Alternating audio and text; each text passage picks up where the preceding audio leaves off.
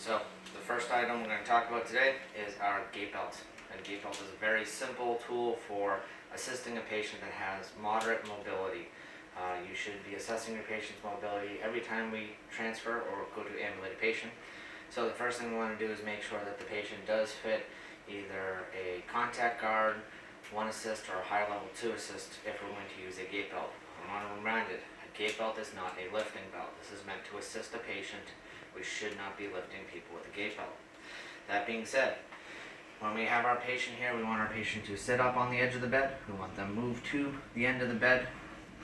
We want their feet not too far away, not too far close to the bed, because we want to actually have the patient be able to get up, bringing their hips above their knees and their ankles. So, this is the one brand of gait belt that we have. It's an easy clean system. It has a spring-loaded clasp.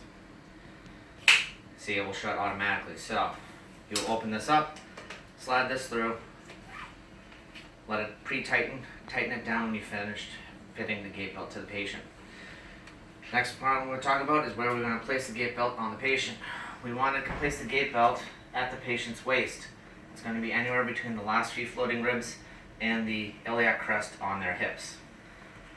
You do not want the gait belt to be sitting on a spot where it's not going to sit flush, so it may adjust up or down depending on the shape of the patient. So, I'm going to put my gait belt on my patient. Please lift your arms, sir.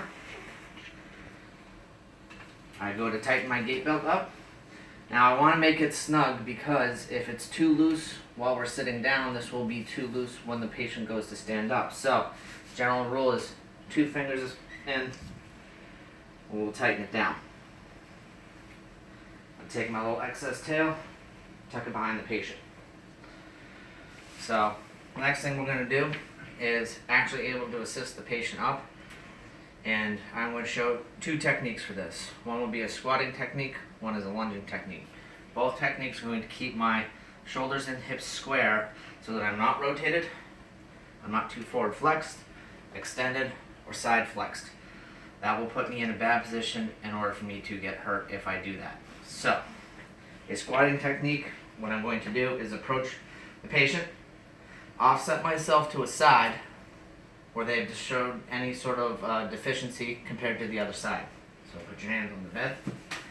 A squat would look something like this. I support my knees on one side. I grab the gait belt here. I instruct the patient that we're going to stand up on 3, and I'm going to step back with my legs, not pulling with my arms. I'm going to stand up on 3. Ready? 1, 2, 3. And again, I pull my patient hips above their knees. The patient had to assist. Sit back now. That may not work for everybody, so you might have to use a lunging technique in which you'll have the knee that's weaker on the patient, you'll support with one knee. Your opposite leg will be back. And we're going to use this as a pivot leg. This is a moving leg. But we're accomplishing the same task. We want the hips to come up over the knees. So it'll look something like this. Stand up on 3. 1, 2, 3. And again, I'm not twisting my back. I'm not too flexed, too extended, or too side flexed.